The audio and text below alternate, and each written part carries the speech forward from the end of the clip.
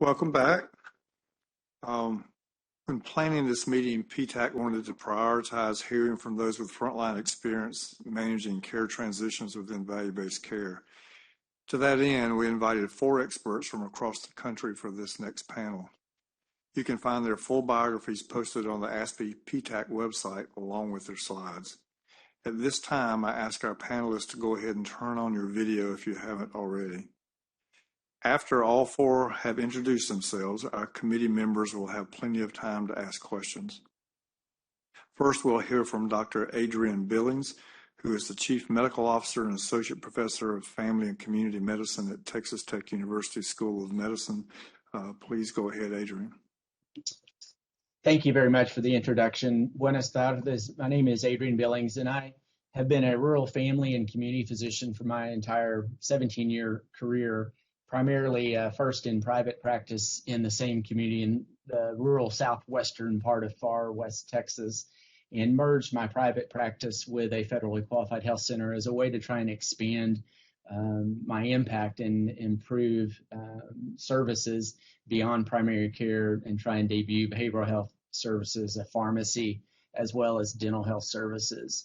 And so I've been the chief medical officer of this federally qualified health center for the past 12+ years in a very medically under-resourced area of the Texas-Mexico border with a high HPSA score of 19 and a high maternity care target area score of 21, and have been very much involved in hospital medicine as well, practicing out of a critical access hospital, admitting my own patients for medical reasons as well as for obstetrical reasons, and have delivered babies in these settings.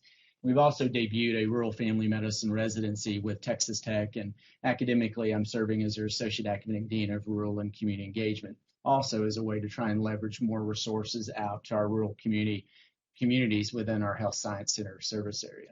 Next, please. So that's the perspective that I bring. And I won't go into detail with this first bullet point. I was able to attend a little bit this morning of Dr. Feldstein's excellent introduction to the rural healthcare disparities that you all have already heard. But, I just want to highlight that I recognized as a medical student rotating in rural communities, as a resident when I went back to the rural community where I ultimately ended up serving my career at, I knew that there was a paucity of services from a medical standpoint. No social workers, very few specialist physicians, lack of care management. What I under-recognized was the lack of business and financial wherewithal as well, and those resources. And so I haven't heard anything with regards to that. And I just do want to point out that in addition to all of the healthcare disparities and the under-resourced disciplines that are a paucity in our rural areas, I just want to also encourage that we think of it from a business standpoint and a financial standpoint. How can we best support those people who really hold the financial purse strings? And I think when we're thinking about value-based care, that will be a discipline that is going to be so important to enable those of us who are clinicians to continue to provide the care that we do. And I think I always practiced with the humility that I did not have, nor did my community, nor did my healthcare organization have all the knowledge nor all the resources that we needed to care for our patients, that our patients deserved. And so it was really only through collaboration with primarily academic health centers that we were able to expand our services within the federally qualified health center and debut the rural residency program in partnership with a critical access hospital and the federally qualified health center.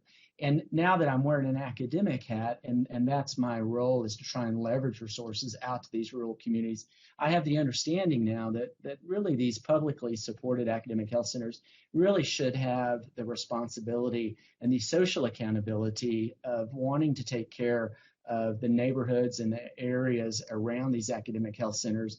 And in my bias of a rural physician, I really feel that it's these rural communities that need the most help. Certainly. So I think my other point would be any financial incentives that could be given to academic health centers to encourage leveraging of their resources out to these rural communities is important. And on the other hand, on the flip side of the coin, also anything that could be encouraged from a payment model to encourage these rural healthcare organizations to collaborate as well would, I think, go a long ways in standing up more services and more access to care in these rural communities. Next, please. And so really it's these financial incentives for sending and accepting students and trainees that hopefully plant roots and ultimately stay. And I can tell you that as a rural physician, I at least need to learn more about value-based care, and I think that also extends to the entire healthcare discipline within rural communities. So any partnership with larger urban organizations that can hold our hand and walk us through the value-based care and getting us on board would be very, very helpful. So thank you so much for this opportunity. Great, thank you. So next we have Dr. Howard Haft, a consultant and former senior medical advisor of the Maryland Primary Care Program. Welcome, and go ahead, please, Howard. Thank you very much. It's an honor and a privilege to be here today. And I am, as you said, a primary care internist with going on 50 years of experience now. At least 30 of those years have been delivering primary care in rural settings. I also served as a state health officer, state health official.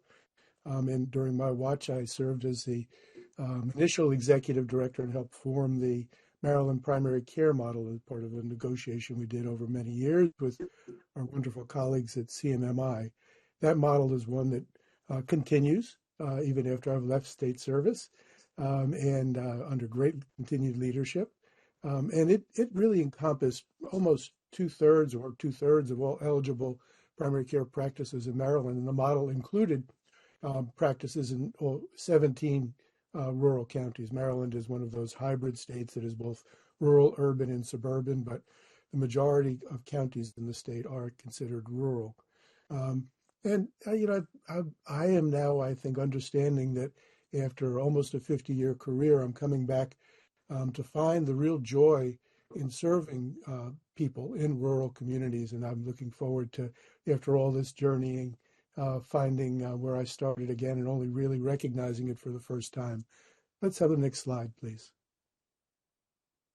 So I want to just first give you a little bit of artwork here. This is Norman Rockwell painting that he did as part of his series in Americana that appeared in the Saturday Evening Post over many years in the 40s and early 50s.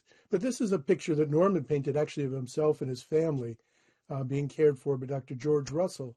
And I think it really goes back to the roots of why are we doing this now? I think this was a picture that Norman painted not for the cover, but a kind of a piece that he really wanted to talk about what Dr. Russell meant to his community, because it's a rural community in Arlington, Vermont, that when Dr. Russell came there, really changed everything in the community. Dr. Russell cared for the physical needs of the community, but also identified social needs and environmental needs, provided transportation when people needed to go to specialists, did vaccinations, started public health nursing, really said, I have a fiduciary responsibility to this community that I serve. And in turn, the community supported Dr. Russell. So this is really the roots of healthcare and primary care, and really the foundation, I think, in which all healthcare should be delivered, on a strong foundation where there's a clear fiduciary responsibility of the primary care provider, the internist, the family physician, to care for those people that they serve.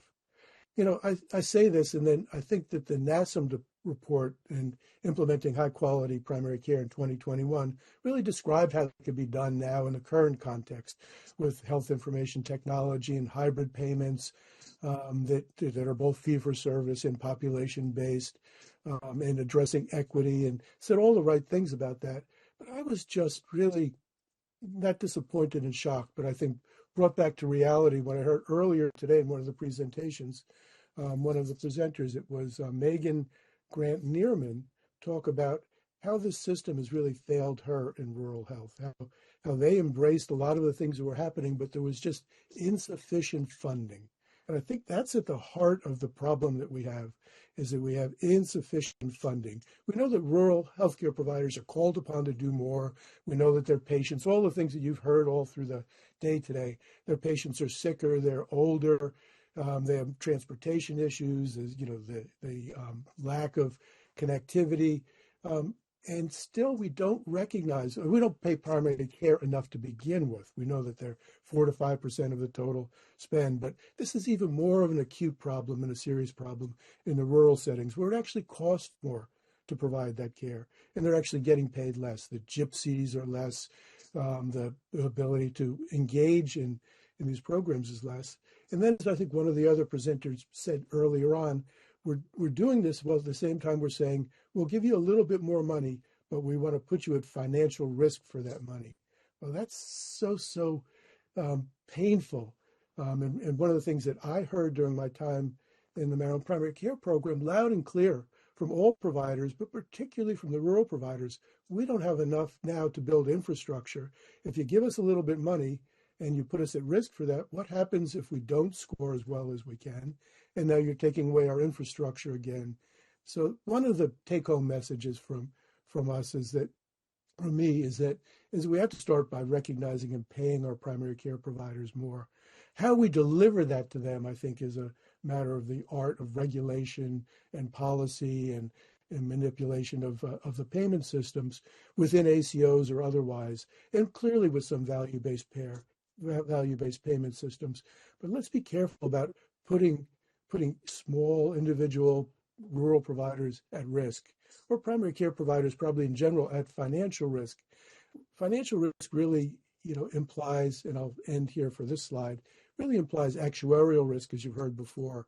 And that requires large numbers, it requires sophistication in taking that risk. And that's not what providers have to begin with, and it's not what they signed up to do to begin with. Let's go on to the next slide. So a couple of key takeaways. Rural providers really benefit from the flexibility offered by the non-visit-based, population-based payments, such as care management fees. In the Maryland Primary Care Program, I think they largely, all the providers, and particularly the rural providers, said, we can really do a lot with the care management fees that are provided that are really risk-free care management fees. We can implement a lot of things in care management and building out this team-based care that's been described as really important, and we know is really important. But it's probably still not enough. It still falls short of being able to build the full boat of what we're asking people to do in terms of addressing equity and the social needs of patients and behavioral health integration and all the other things that that primary care could do if it was funded well enough. Quality benchmarks were talked about earlier also, and I think they really don't need to be so much adjusted, because that can cause if you lower a benchmark, it actually may cause less equity rather than bringing greater equity. But I think we can recognize that we can pay for achievement or improvement as well as achievement. Improving towards a benchmark, if you make sufficient adjustments, should be as valuable as achieving the benchmark, particularly in rural settings. One of the things that was a take-home message to me also, and this is, I think, going to be really important going forward, as Medicare Advantage begins to really usurp traditional Medicare. So many states it's 50-55%, others even higher. It really cuts down the number of beneficiaries who can be funded through at least the Medicare or CMMI APM models. And if there's a narrow restriction that the funding that goes to them, which is going to be smaller and smaller, can only be used for that small group of patients, it really hamstrings the providers in saying, with this small amount of money, there's probably little that I can do for these patients, but perhaps there's something that we can do if we spread this out over all of our patients for a single initiative. But it's been very tightly benchmarked to be used for one particular patient. Now, one particular group of patients. Now, hopefully we'll see in the future all payer models that will make those kinds of issues go away. But right now, the limited payments that come with some of the APM models, really, particularly when they're pigeonholed to one particular patient type, makes it really difficult to institute at the practice level of real program. So I think I'll just stop there and be happy to address issues during the question and answer period. Great, thank you. That was very helpful. So next we have Dr. Jean Antonucci, a family physician with Northern Light Health and previous submitter to PTAC. Welcome, Jean, and please begin. Hi, I've had lots of technical troubles being a rural provider. Can you hear me? We can. Oh, that's delightful. Okay, so I'm sort of shouting at you, so don't misinterpret that. And thank you for calling me an expert. That was very sweet. I'm a rural primary care provider out in Maine. I've been here for 33 years. And so I think I'm here for two reasons to try and be useful to you. One is that I do have extensive experience being a solo primary care provider and working with small providers all over the country a little bit. I've worked in many settings, but the best was my own practice. I think that a few things. One is small practices are somewhat in this country like vitamin C. There's a myth that they are cottage industries and disconnected and can't afford EMRs. And yet the data from folks like Casalino says that we do very good care. I had an EMR before lots of people. And so I want to tell you about some of the programs and payments and program things I was in. I saw every patient the day they called and on time for many years. And I did PCMH and was level 3. And I was in a few programs. We had an ACO, and it started out fairly sweetly and then basically stopped. There was politics, and the hospital fired the guy who was bringing us together, trying to do some good work, and I never heard from them again. One day I Googled them, and they said, oh, but we meet every month. Well, no one was telling me anything about it. I mean, it was just a failure from my end, except once a year when they wanted my data. I was in a program called the Health Homes Project, run through the state Medicaid, and there were lots and lots of strings attached. And I really wanted to be in that project because they had a community care team, which I wanted for my patients. And it turned out it didn't make any difference. And there was a little extra money, but lots of us, I think, left that project because of the hoops we had to jump through.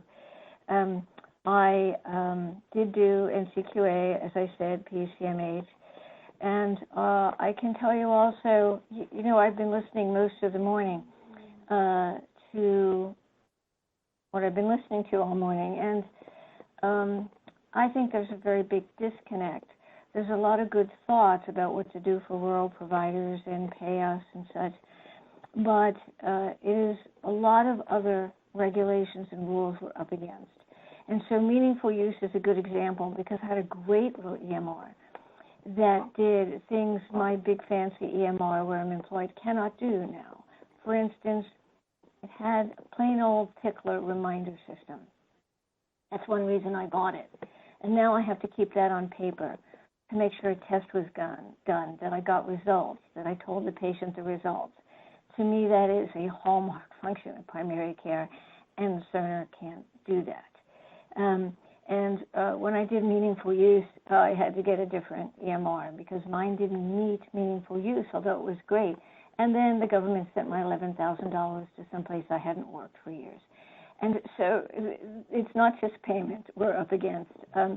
I have also been paid through a program that's a little similar to the proposal that I submitted, and that's the second reason I'm here. I heard you could submit proposals, so I did. And, you know, I'm not slick or polished. I'm kind of direct and sometimes blunt because I've been out here doing this work for a long time. But I submitted a proposal and came to PTAC, and the feedback I got from my 3-person committee was, this was so innovative we weren't quite sure what to do with it. And I would urge anyone who hasn't read it to read it because some of the prior speakers today were talking about how do we measure risk and how do we incorporate social determinants of health. And I did all that because I used somewhat innovative methods. And my method for payment was capitation based on risk, and I did get one small payer. Oh, you can do next slide, please. I forgot all about my slides. Next slide, Amy. I did get one payer to pay me that way, and because I knew how to run a low overhead practice. I did very well on that. I knew that it would take a lot for some practices to learn capitation. So I do think out of the box about a lot of things just because of what I've lived. And I thank you, Dr. Haft. I don't think that primary care practices, except little ones, especially little ones, should be doing risk. The risk we take is when mom calls us at 3 in the morning and her little one has a fever of 103. That's the risk I take every day. I should not be taking insurance risk. I should be paid fairly, and I think the states should be having primary care czars, as the Mason report suggested, to join us all together. The hospitals are a real problem for small practices. That's why I ultimately closed my practice. I think I might have interrupted my own self, which I do a lot. So two things. I think value-based care, I'm sorry, I think it's the latest Kool-Aid, and I think it's trying to fit a round peg into a square hole. It was Ely Reinhardt at Princeton who said it's the prices. I can't control prices. I can't even control a lot of prices you think might be under my care if I've got only one hospital to send my patients to for their MRI. I teach a lot by example. I have patients that I was trying to get on the portal last week so they didn't have to deal with their terrible phone system. And I'd look at their phone and I'd say to them, I can get you on the portal. You have a smartphone. And they would say, no, I don't. They don't even know they have a smartphone. So there's a lot of technology barriers out here. In conclusion, I have to tell you, I now work for a big system. I only work part-time. And what I do now is MAT, Suboxone. I take care of recovering drug addicts. I take care of an incredibly difficult population. It's a lot of fun when they get better. Every one of them has been abused. They have terrible places to live, and screening for housing trouble doesn't do me any good. I was taught as a resident, you don't screen for something you can't do anything about. We give them food. Even if I have a place for them to go, I send them to the dental school for dental care. It's 2.5 hours away, and even if they have a car, they tell me they won't drive there. That's too scary. So I'm trying to paint a picture for you about a lot of things we're up against out here. It's not just payment, although I'm a big believer in capitation for primary care. And I use some tools through How's Your Health and the What Matters Index. And I'll just conclude with that before Amy yells at me for talking too long. I have to tell you that Amy and Heidi have been wonderful to me today. The barriers to get audio and visual and at the same time today have been very difficult out here. And so the thing I would close with is a tool I use, and it's what I see. And I think probably every working physician sees this, even if they don't know they see this. What our patients lack is confidence. They have no ability to solve problems. This is a huge problem in taking care of them. And so none of these measurements that we have and metrics really matter a lot to some of my patients. The What Matters Index talks about that. And then I would only throw in, I think a metric you should measure is whether patients carry a medication list. I have to give them all a medication list. So I say a lot of different things. I do have a lot of experience, and I'm hoping I can be helpful to you today. Thank you. Thank you, Jean. That was great. Appreciate all that insight and experience. So next, we'll go to Dr. Karen Murphy, who's Executive Vice President and Chief Innovation Officer, as well as the founding director of the Steele Institute for Health Innovation at Geisinger. Karen, please go ahead. Thank you, and it's a pleasure to be here today to address the group and also such esteemed panelists. So I'm thrilled and can't wait to hear the discussion. So just a little bit of background, so you know where my comments are grounded. I started my career out as a registered nurse. I worked in an ICU for 10 years, and I always say, I'm not that smart. I never would have been able to do the things that I did if I didn't work in that ICU and understand the importance of not only medical care, but also taking care of patients and their families. So I went on, I worked in a hospital in northeastern Pennsylvania. My last position there, I was CEO Then went on to CMMI, had the wonderful pleasure of working with Howard's teams in Maryland with the Maryland model and also with the state innovation models. And prior to coming to Geisinger, I was Secretary of Health for the Pennsylvania Department of Health, where I worked with the team there and CMMI on developing the Pennsylvania Rural Health Model. For those of you that are aware of Geisinger are not aware of the details of Geisinger, so we take care of patients, we manage care, and we also research, educate, and innovate. And I would remark that most of our clinical assets at Geisinger are in rural communities. So had the honor to continue that work when I came to Geisinger. Next slide, please. So as was stated before, I know that you've covered deeply, and as our panelists have talked about, the rural healthcare in crisis and why. So I'll let that go because I'm sure by now we have the background, and we've also talked about alternative payment models.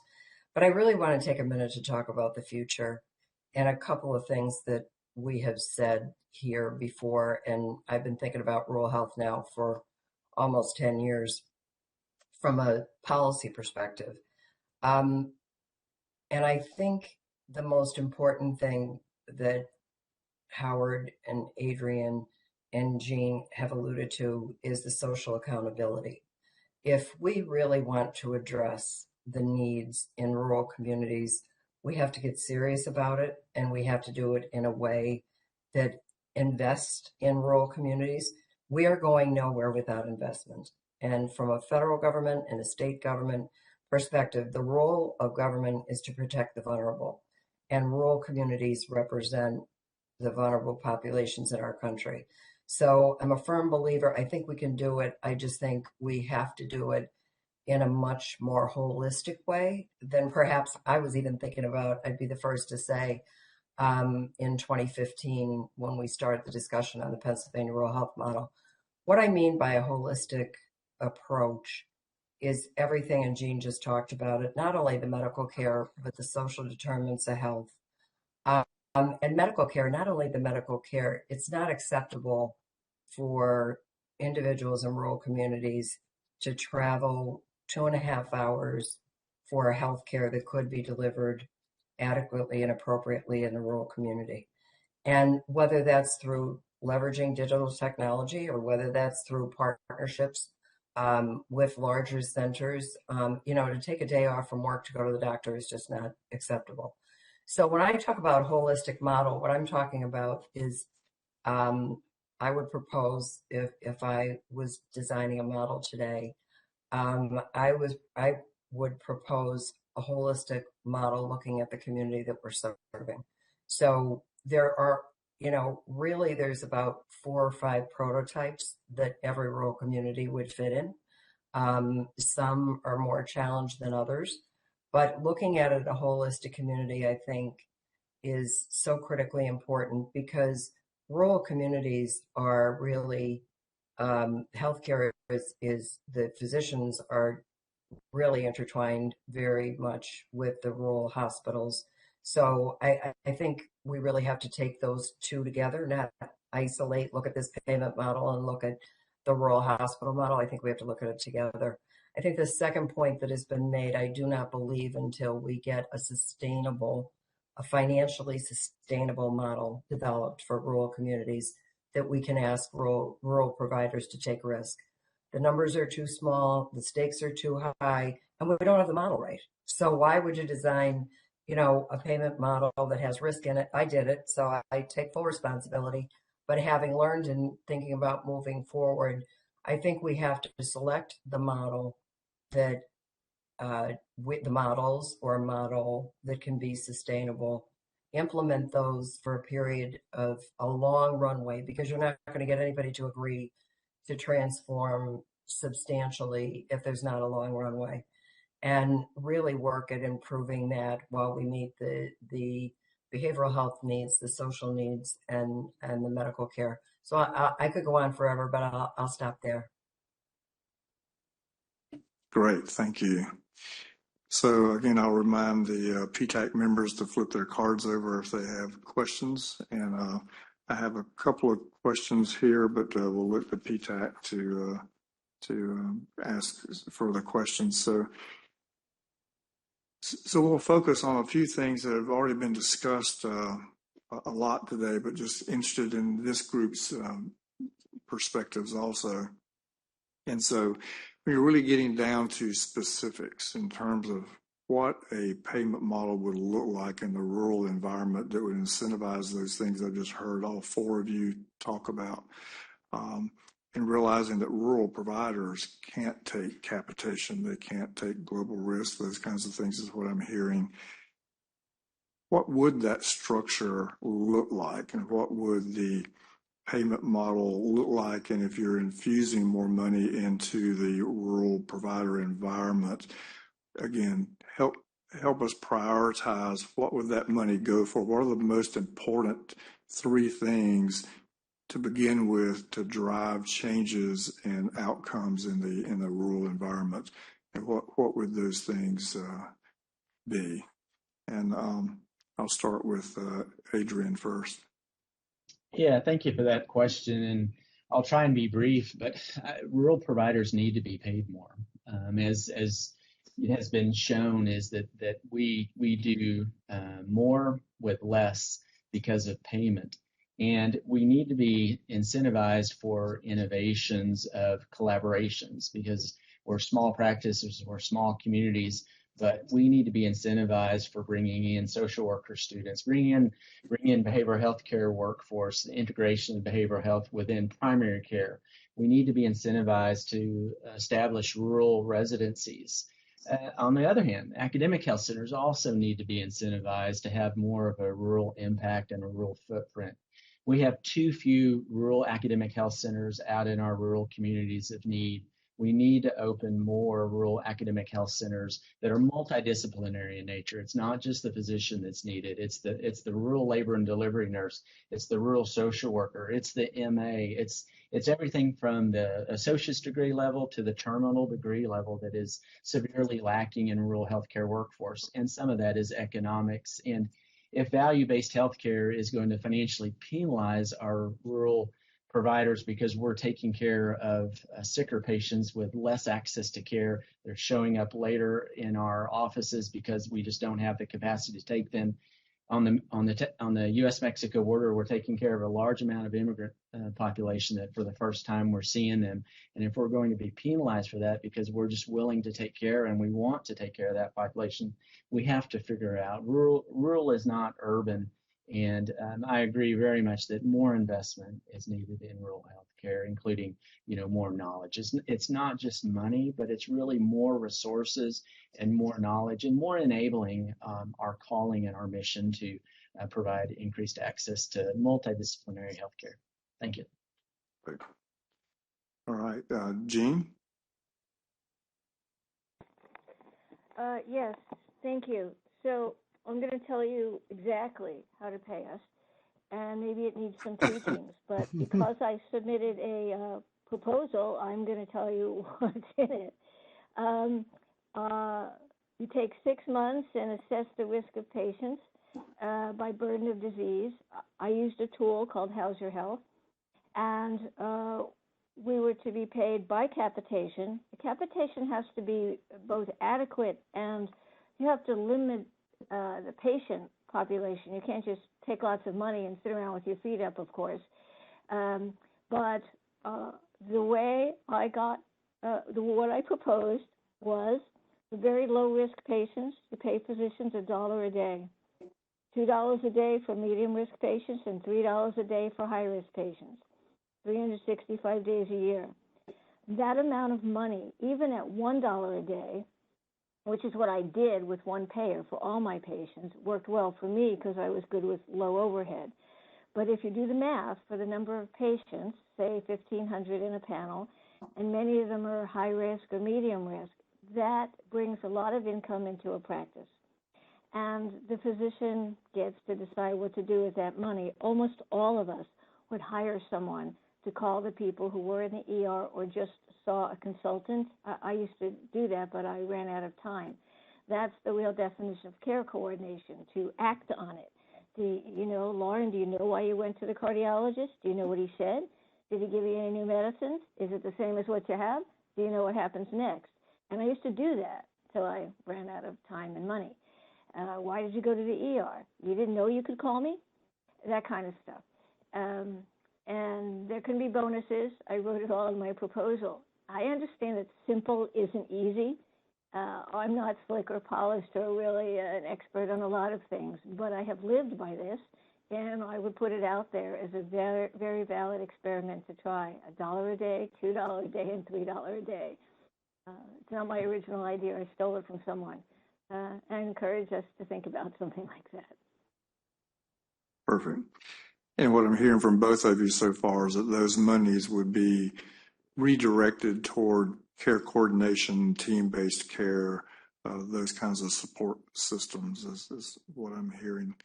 I think that you should give some to the physicians. I have to say that people who design projects don't always realize it's my paycheck.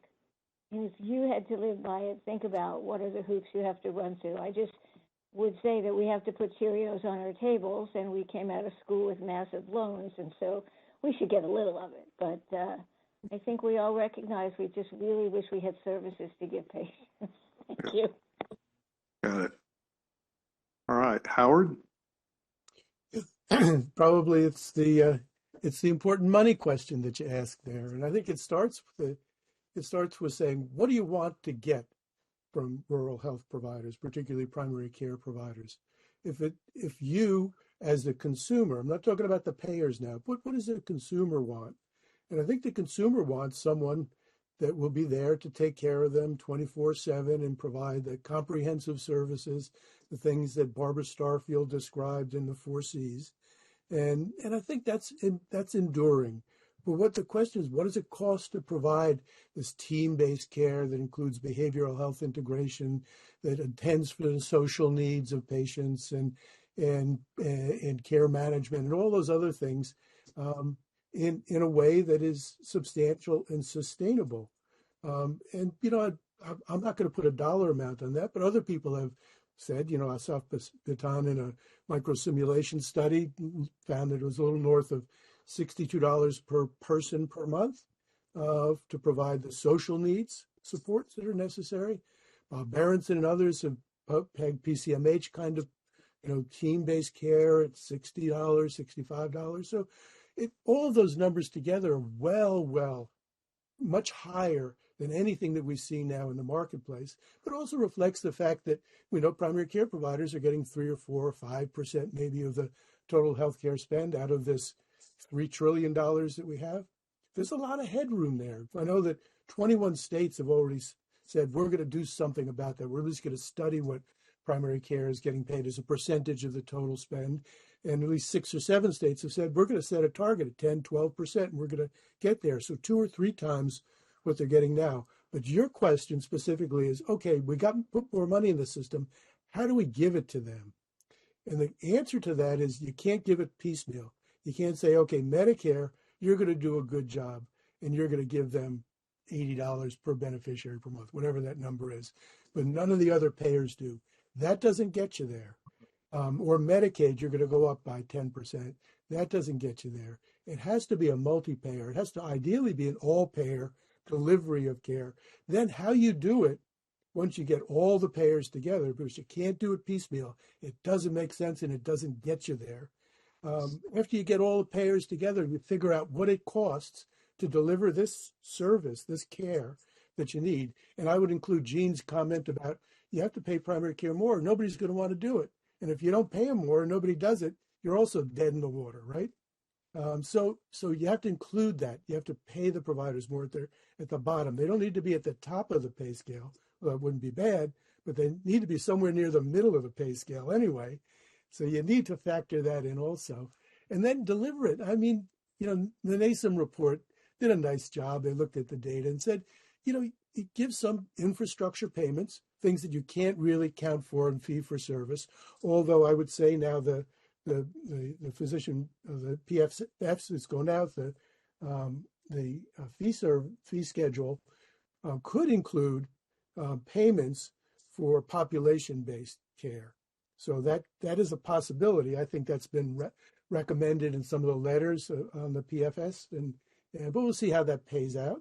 There could be a lot of tinkering that could be done currently with the CPT codes right now, that there's 8,000 of them. They could be trimmed down considerably and separate out the E&M codes from the procedural codes, and perhaps put more money in the E&M codes that have already been, undervalued for the last 40 years. Maybe, have some more technical expert panel that might add some additional information, as you're doing now, on top of what the RUC does, maybe with less self-interest, just to bolster the fee schedule. That's one way that we can improve that. But then in terms of value-based care, once you get the fee schedule right, having a hybrid payment of some infrastructure, capitated, risk-adjusted, social vulnerability adjusted, together with strong fee-for-service payments that are appropriate at an appropriate level, I think is a beautiful way to enhance the system. But you got to get the money right, and then you figure out how to deliver it. How to deliver it when you don't have the money right doesn't get you there. Right. Great. Thank you. And Karen. Yeah. So I agree with everything that has been said before. I guess I would start with, I do believe capitation, global budgets work for rural communities. I think the issue is they just can't have risk. So you could do a global budget and readjust that global budget as you move forward in a holistic way. I think we just have to take risk out of the equation. I also agree with my colleagues to say that there has to be investment in primary care, because the reality is, with the rural communities have a very difficult time recruiting specialists because of numbers. So, there's just not enough numbers sometimes to support rural physicians. And I think the other piece is that the infrastructure now for acute care has gotten so sophisticated that I think it's very hard to have an ICU without a pulmonologist being on call. That kind of critical infrastructure. So I think the primary care doctors, without a doubt, have to be paid. Again, social accountability. What we're talking about is the part of the government that we just have to figure that out. It has to be different for rural. I think the other piece is investment. I visited rural hospitals that had 3 floors of empty beds, but they were set up as an acute care facility. And the reason why sometimes the charges are higher is because they're just trying to sustain themselves. And again, we're sustaining a bad model that is no longer relevant to rural communities. But they don't have cash on, they don't have 365 days of cash on their books to be able to take out and do major infrastructure supports. And I think if we are going to look at a model that is primary care centric and recognize that we're not going to have a lot of specialists, then we have to provide as many support services for those primary care physicians through an appropriately designed rural hospital or health center, whatever it may be, because they can't do it alone. And then lastly, I know that Howard has talked about this, but I do think there has to be not only incentives, but a must be that if you have rural communities, you're a large academic medical center in large urban areas, if you have in your market, if you have rural areas, then you must figure out a way to deliver care there, particularly specialist care.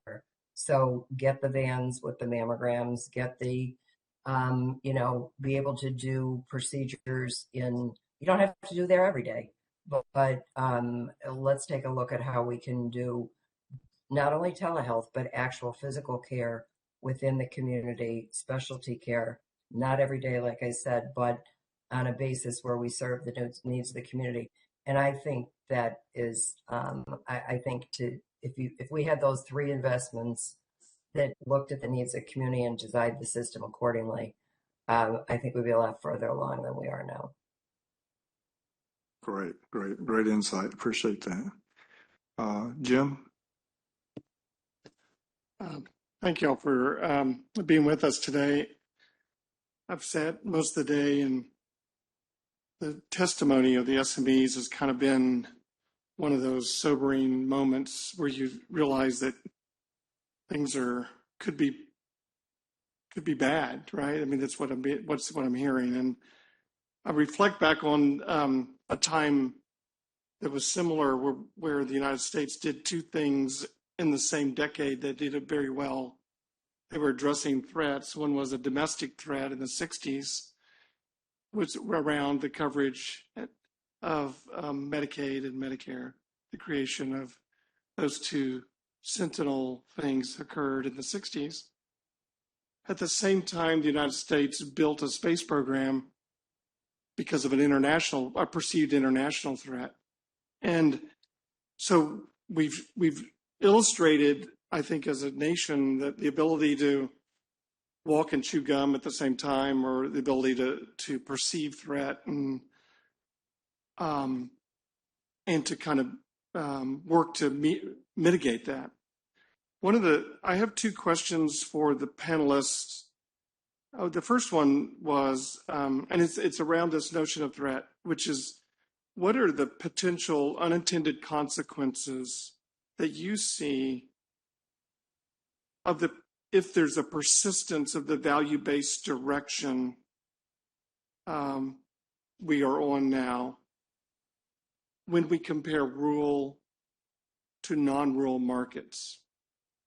And are there any significant, serious enough, or any of them serious enough to drive new policy approaches, from your opinion, from your point of view? And then I'll wait for your answer, then I'll ask the second question.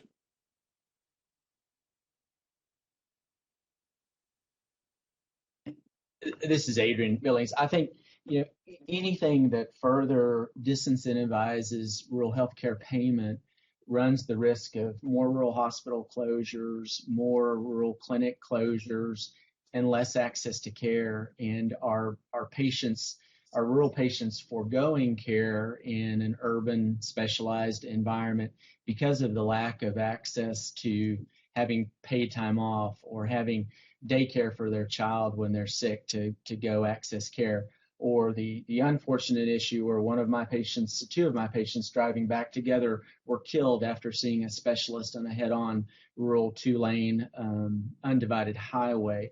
So it's really lost lives, more morbidity, more mortality.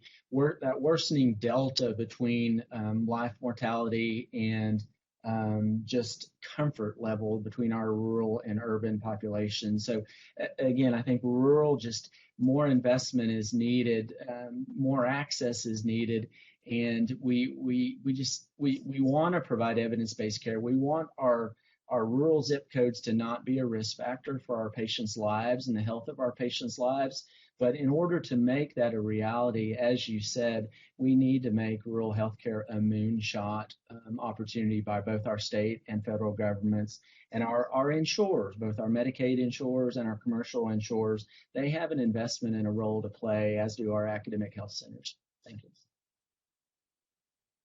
And Jim, the only thing that I would add is it is a threat. It is a real threat for the United States in terms of survivability of healthcare in rural communities. So it is a threat. And I would go back to the emphasis that I made on no risk. That doesn't mean that it wouldn't be value-based. So you could do value-based care without risk. And we did it.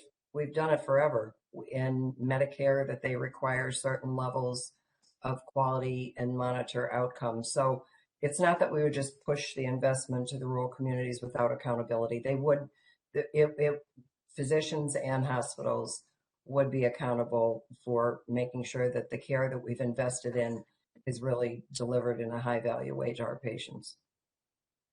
I'll just add to the urgency here for a policy response, in that I think that the rural healthcare providers, particularly the primary care rural healthcare providers, are the canary in the coal mine. So I think they're seriously threatened right now, and we'll lose. We stand to lose substantially that safety net of providers, and hospital systems from afar can't pick up the slack for that. I think that in that when that falls, it's just a matter of time for further loss of the moving in closer to the urban and the academic centers. But we don't want a system built. I'm part of an academic medical center myself now also, so I'm not going to bash them in any way, shape, or form. But I know that the hospitals and the academic medical centers cannot be the center part of our healthcare delivery system. It's not a foundation. It's the dessert. We need the main course, and the main course is primary care. That's the foundation that we need to build on. And if we don't invest in the foundation, then you know what happens to buildings when they have crumbling foundations. So I think there is some real urgency. There's not been any reduction in HPSAs and MUAs in the last 20 years. Gene? Yes, I think the question is, if we continue down this road with value-based payments, what will happen in rural primary care? Is that the question? Yeah. Okay, and the others have said it well. I can't hear Dr. Haft well, but fortunately, I've already read his article with Dr. Berenson recently, and we're all on the same page. Primary care providers are not so much burnt out as they have been burnt.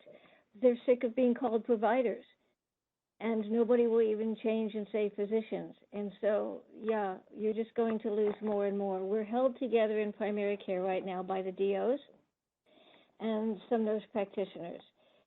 Fewer and fewer MD graduates will go into primary care, and there are more of them.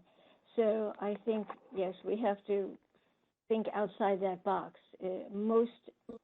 Excuse me, I'm a blunt talker. Most of us see this as just one more fad going by, one more piece of waste to shovel, and that's why we need teams.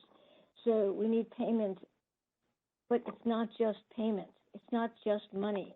We need tools that work and time to do our work. We don't have tools that do our work, and we have rules and regulations that interfere. So if you want to say primary care, there's a big picture to look at. I guess sometimes I think about this, that if we take a step back and look at history, there were certain forces that galvanized enough people at one point in time to say, hey, maybe we should have a policy that is a moonshot, whether that was the creation of Medicaid or Medicare or building a rocket that would go to the moon and come back. And so I was thinking about, well, what would be serious enough? What information could we surface here that would be actually serious enough to warrant someone to think about something bigger than tinkering around the edges? And so the way my brain works, I think I would pose it this way. The second question really is, in the absence of new policy approaches, what might the risk be from your perspective, panelists, with current marketplace aggregation strategies of primary care services in rural markets? Where do you see that leading us? Because that's really what is filling in the blanks oftentimes, in the absence of a solution that would pay primary care physicians more. And as a primary care physician, I've heard this conversation for a few decades, that the solution to our problem is to pay primary care physicians more, but that hasn't happened. So there hasn't been enough compelling evidence to create a vision or a concern or perceived threat to change it. And so maybe the marketplace's response, that is by aggregating primary care resources in rural communities, might have unintended consequences that you can see that we as a committee need to elevate to the Secretary of Health and Human Services and the executive branch of the government. I'm just curious if maybe you've thought about that and what you might think, how you would respond to that question. I think beyond just the social justice merit of investment in rural healthcare, our nation and even our world's food, fiber, and fuel is produced in rural America. And so this is a threat to our overall economy.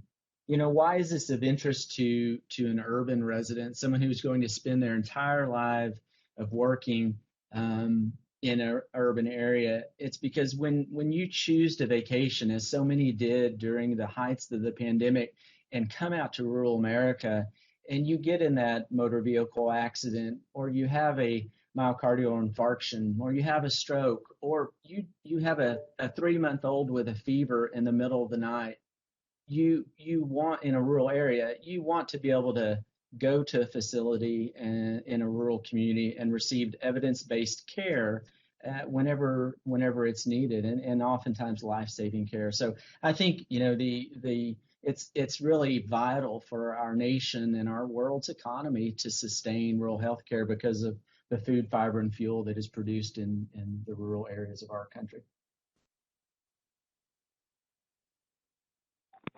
Well, I think that it is unlikely anything will happen. And the same things have been written, as you said, for decades. And during COVID, things were pretty interesting with how people talk to us.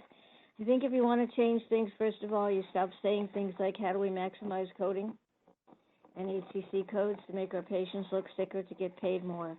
But I think the only thing that might shake up the country and make, because I hear you saying, how do we get a moonshot? How do we, get Rosie the Riveter back to work and do all these kind of national things? This is not a country that has ever wanted primary care.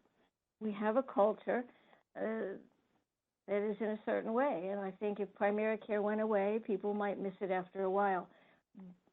I often thought we should strike, but I don't think the country is very interested in primary care. And so if there were great leadership somewhere to help us, that would be nice. But this is not a country that wants primary care, doesn't see the value of it, and to change the culture takes a long time. Yeah, so I think your question that you asked is really at the heart of how do we bring about broad-based change. And I think as a domestic policy issue, we have to say the country is sick and it's getting sicker. We're living shorter now. After 5 decades or 6 decades of increasing our lifespan, we're seeing a shorter lifespan over the last 3 years, not just due to COVID. And it's more acute. And again, the canary in the coal mine is the rural areas where people are sicker yet, their life expectancies are lower yet. And the policy question, is this what we want for our $3 trillion investment? Do we want to continue to invest so that we can get sicker and sicker and die younger and younger, have shorter lives? And the answer's got to be no. And then it's got to lead us to, well, let's do something. Where's the moonshot here? What do we do about it? Where is the Lyndon Johnson to take, a divided Congress and say, let's do something about this because we all win with making the health of this nation better. It's something I think everybody can get behind. Everybody wants to be healthier, live longer. So I don't think any constituents, red or blue, are going to say, no, I don't want that. I want to die younger and I want to be sicker. So it is, I think it has the hallmarks of something that could be done in a bipartisan way. Cancer moonshot is a great idea. It's one group of diseases, but that's not the whole thing. That's doing it disease or condition at a time. We need to really rebuild the system. And honestly, we don't have a healthcare delivery system in this country. Most other economically developed countries in the world have a healthcare delivery system. We have a fragmentation of wonderful different organizations that can do glorious things, but don't work together with any kind of theme that supports kind of the health of the nation. So, and I'll get off of that soapbox and pass it on to someone else. I think I was going to say the same. I'm optimistic. And the reason I'm optimistic is because of all the issues that we said is the gravity of the situation, is we've got to do something as a country, like everybody said. But I think the advantage here, I would emphasize Howard's point, there's not a lot getting done in a bipartisan way. This is a bipartisan issue. Most state and federal government representatives, congressmen, senators, most of them have at least a part of their district or their geography that they cover in rural communities. So it's not a red victory or blue victory, it's a victory. And I think that is there, I think to your point, Jim, of what would I say to, Secretary Becerra, is this is something that this is something that we could do through regulation, legislation, and really move the federal approach and also the same approach with the states. So I think we can't emphasize enough that we shouldn't let the opportunity go by thinking that, well, you just can't get anything done. I think rural communities and rural health, primary care physicians, critically important right now. And I'm sure that the federal government and state governments feel the same way. If I get in one other thing to this conversation, I understand that the Assistant Secretary of Health has produced an action plan for HHS, and I think it's still in the process of going through the approvals, but that would be a delightful way to move forward, to advance all of these issues with having a cohesive action plan for the entire agency. Just as another thought. Great, thank you. It was a great discussion. So, Larry, looks like you got your card up.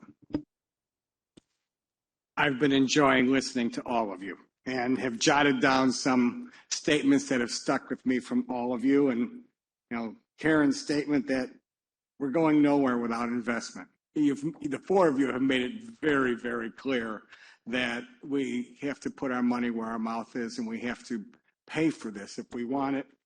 CMS is not paying enough for value. I think Howard said that.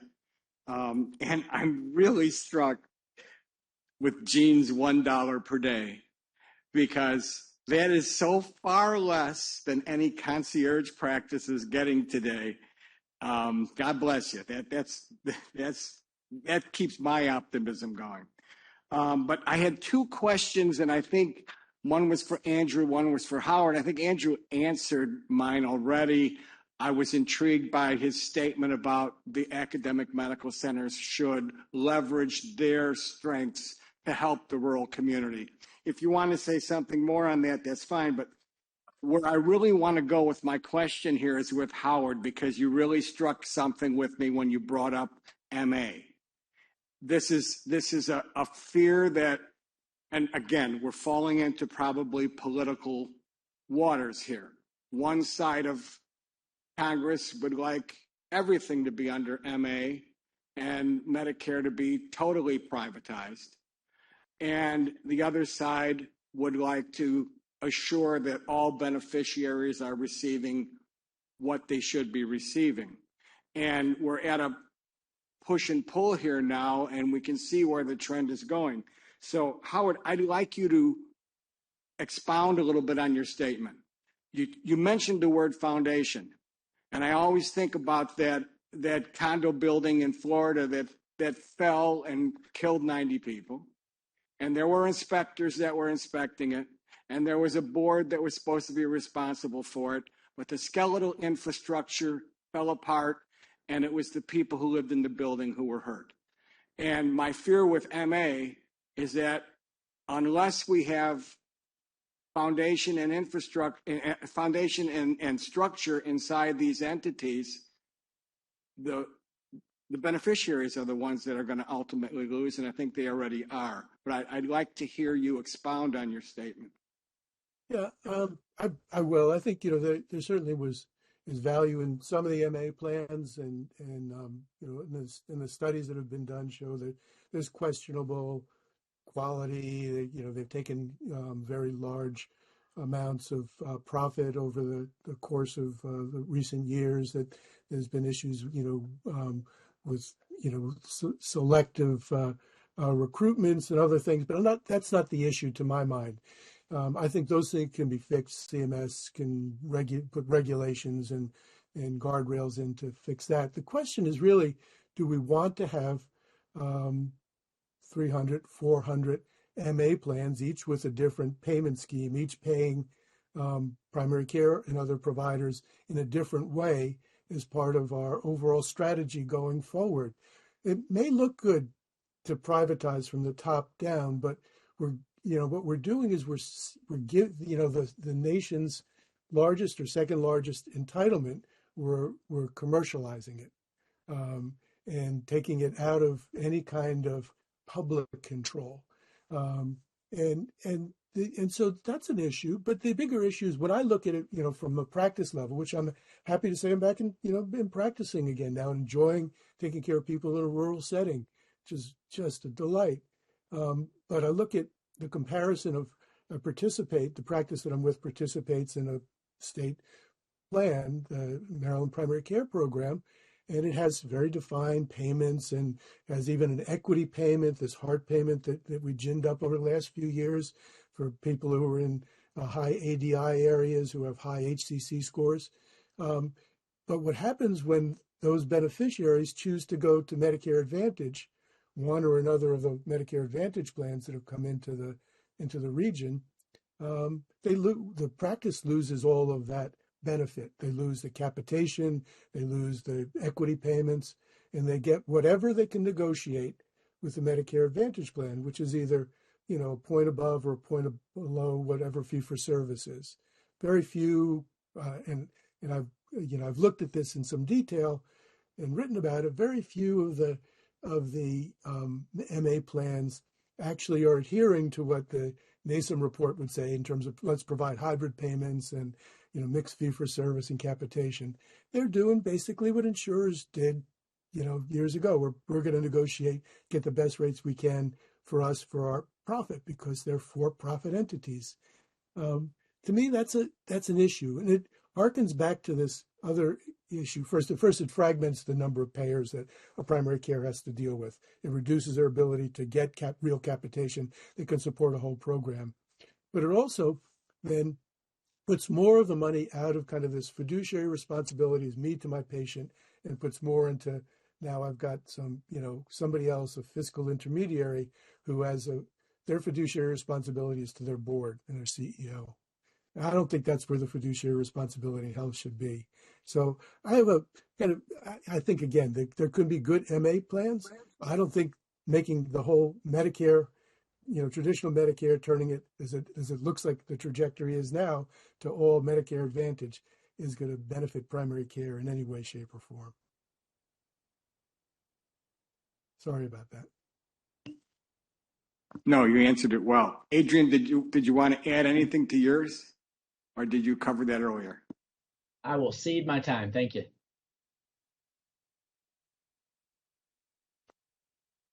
Any other committee or any other participants want to make a comment about that? No? All right. Then Walter? I wanted to just add my thanks for our subject matter experts being with us today. Just a really rich, informative discussion, sometimes provocative. So thank you for that.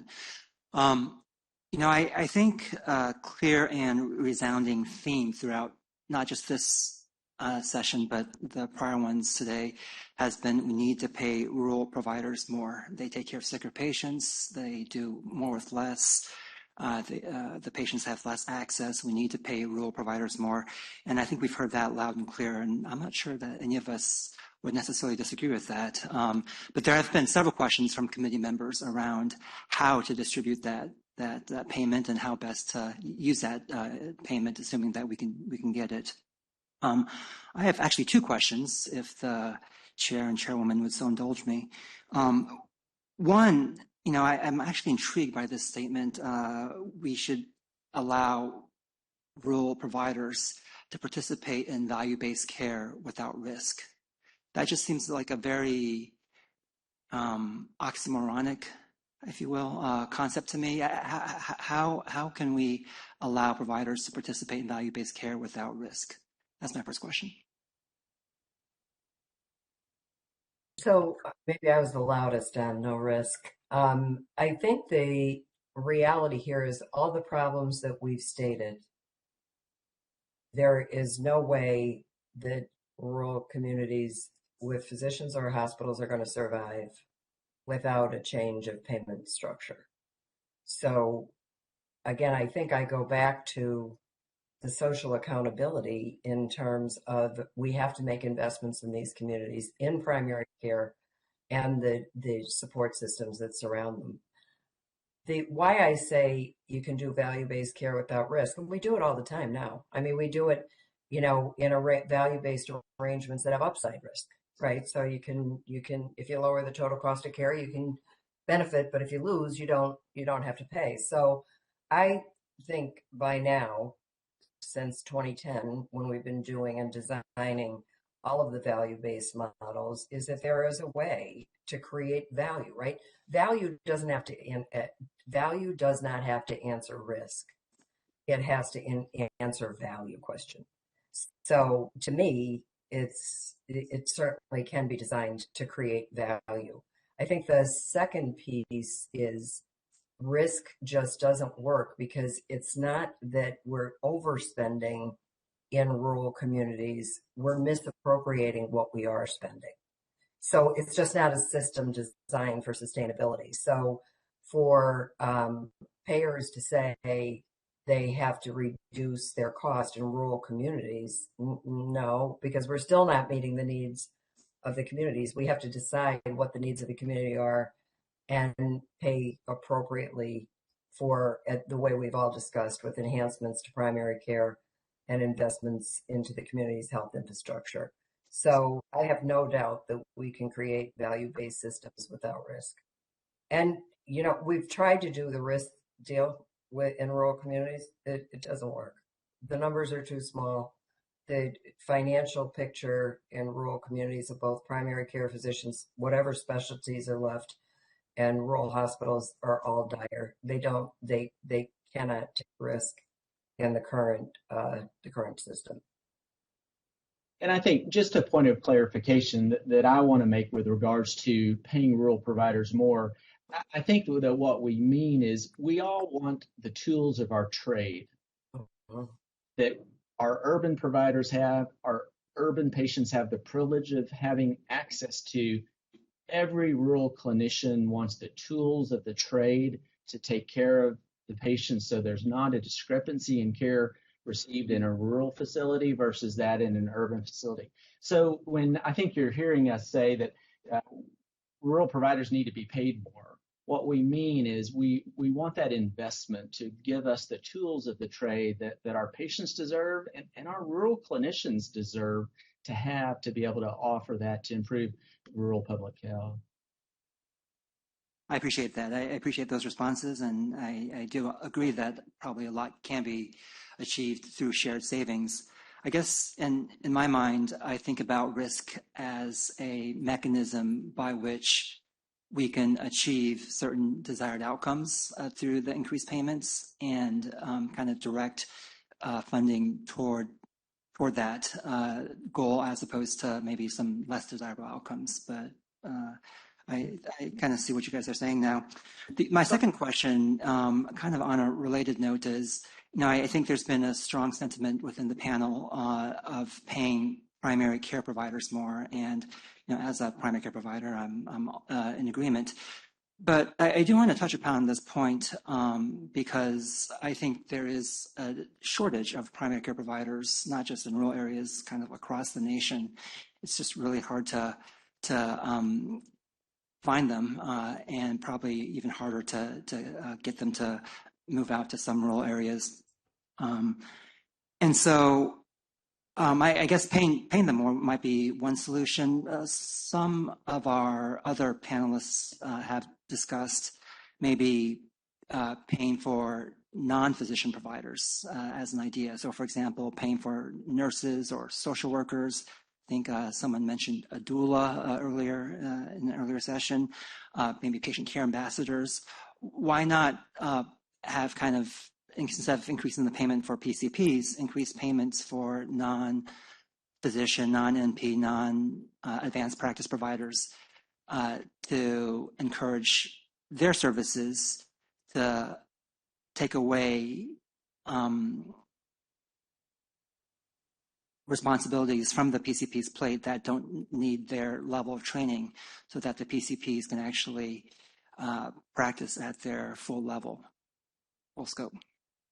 Dr. Lin, I think you're exactly right. I think that's where the intention is of the NASM report and others. It's not to pay providers to care for people. It's to pay for teams to provide health for communities, and pay for this notion of paying more is not just we're going to put more, as somebody said, more money in the the biweekly paycheck of primary care providers. It's really about, as you kept hearing here, giving the necessary resources to get the job done, to do the work that's asked to be done, which includes caring for social needs and behavioral health integration and care management, and having the HIT tools to do that. So that's where it is all about teams and being able to make that investment, but not, I don't think it's individually to, now we're going to start paying nurses more and hope they'll go to a rural area, or pay a social worker more and hope that they'll go to a rural area. I think it's about building those teams that all work together as one and have this kind of this global capitation or risk adjusted payment on a per beneficiary per month or patient per month or per year, however you want to carve that out. But it's enough that infrastructure pays for the whole team, or whatever that team is that you want. You may say, we don't need social workers, we just need community health workers. Whatever that is that, that you're asking providers to deliver, you need to pay that enough to actually deliver that. And includes all of those other people, MAs and front office staff and billing people and all those other things that go into the bundle. But it's not just it is clearly not just what you're going to pay the provider. But Dr. Lin, I think that Dr. Haft is partly right, but somebody also has to manage that team now, don't they? Who's going to send out those people? And it takes me back to this value-based issue about risk. The risk should not be money. The risk is care and how we measure care. And I guess I'm answering 3,000 questions ago, but no physician out here really thinks that any of these metrics really can be measured accurately and matter to most of our patients. And so I really have to speak about, we don't just need more payment, we need restructuring of payments. And yeah, so we could use a few doulas or social workers or community health care workers, but we have to have the physicians to run the team. And I don't think we have to have teams. And so I think it's kind of a peripheral question, with all due respect. I think we have to look really long and hard about redesigning how we get medical care to patients. And yeah, it might include some of those other things. I think I spent a lot of time in Alaska, and I saw community health workers who had 6 weeks worth of training, but the doctor went to the radio room every morning and called every one of them. And so you can't have one without the other. And that's the value. The risk is poor care. The risk isn't around money. That's how I see it. I'm sorry, Dr. Antonucci, did you say, just so I make sure I heard you right, did you say you don't think we need to have teams? Okay, no, I didn't hear you. Did I say we don't need to have teams? Did you say that, or did I mishear? Do we need to have teams? Yes, I think we're not anymore. Payment? We need to pay physicians more, but I think that we keep saying that sentence, and I don't think that's the right sentence to say. We need to pay them differently, and they do need to get paid more, but I think as long as we keep saying we need to pay primary care more, we're not going to get anywhere, because we've been saying that for a long time. And it does get political, because some of it's a zero-sum game with CMS and RVUs, right? And so do radiation oncologists have to be paid less if we get more? And it becomes messy. So sure, we need to make more, but we need to make money differently also. A tiny example is who but doctors have to submit an incredibly complicated time card for every 15 minutes worth of work we do. Coding for billing costs my small practice $10,000 a year. You wouldn't have to give me any more money if you could get rid of the coding for billing game. I don't mind submitting an encounter form, and if you're paying me, you have every right to expect I provide value. But why do I have to do it the way we do it now? And that wouldn't cost any more money if you got rid of all those time cards for every 15 minutes worth of work. I think the one point that I'd add about teams that makes it critically important is that we have to do the math. And the math in the country on physicians, primary care physicians, on nurses, on advanced practitioners to cover the needs of the country, the math doesn't work. To say we're only going to have one, we're not going to have the other. We need to.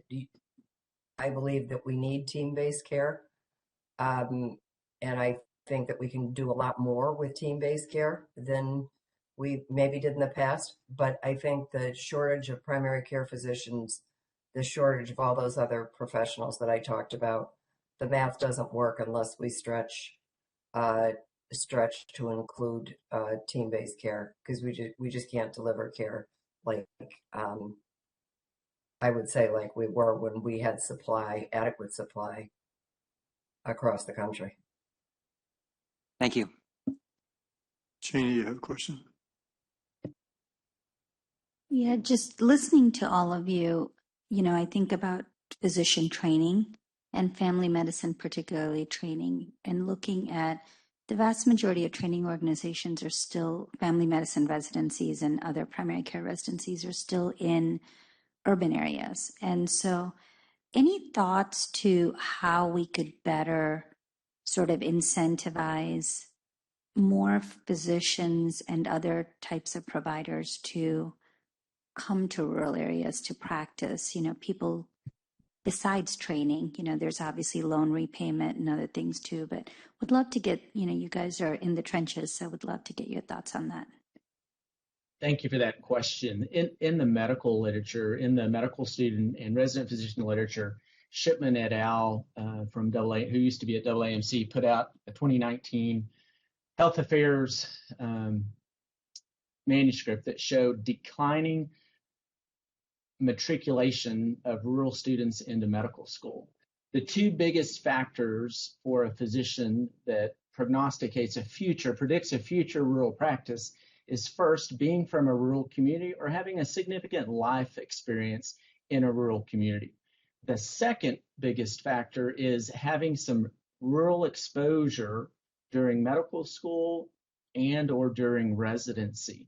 And so that gets to the point that I made earlier, is that we need more multidisciplinary academic health centers in those communities of need, in those rural communities of need, much like the Teaching Health Center program for federally qualified health centers of standing up graduate medical education programs within primary care disciplines within FQHCs that are both urban and rural.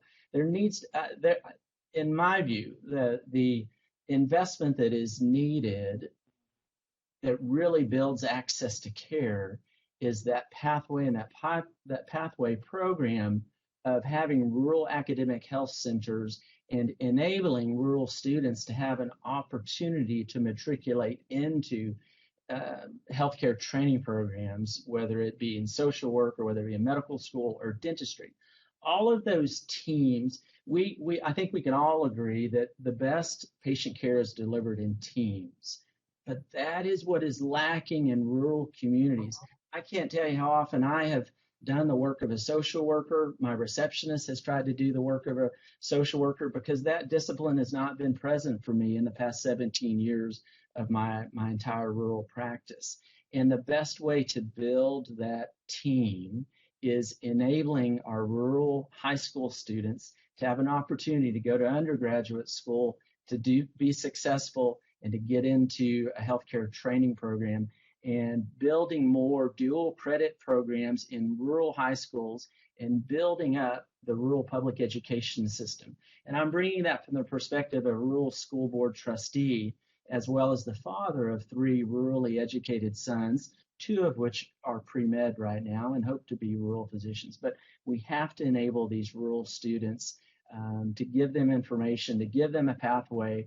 And, you know, if 15% of our population is rural, you know, can we all agree that maybe 15% of our matriculants into our healthcare training program should be from rural communities? And then how can we get them back home, or how can we keep them at home via distance learning so they never have to leave their rural community and they don't grow roots in an urban area? So more investment in the rural public education system, K through 12, more enabling of rural students, and again, pushing out our healthcare training programs into our rural communities.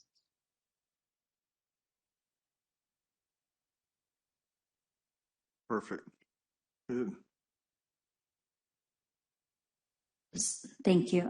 As a follow-up to that, and just if you'll humor me, any thought to, you know, as much as we've heard, yes, invest in primary care, invest in, you know, physician-based team model leadership, any thought to scope of licensure expansion, particularly in rural areas, in order to allow for more access, and especially if value-based care payments were tied to utilization of multidisciplinary teams?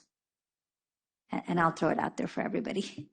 Yeah, I'll make a brief comment on that. One, I think, you know, the scope of practice expansions is is always a turf battle issue, but I think there's one clear place where there's a great opportunity. That's with pharmacists, you know, to be able to expand their services, you know, with and provide more care. They already are doing more in terms of vaccinations and things, but they, you know, wonderfully trained, certainly manage medications very well and other things. So that's one area.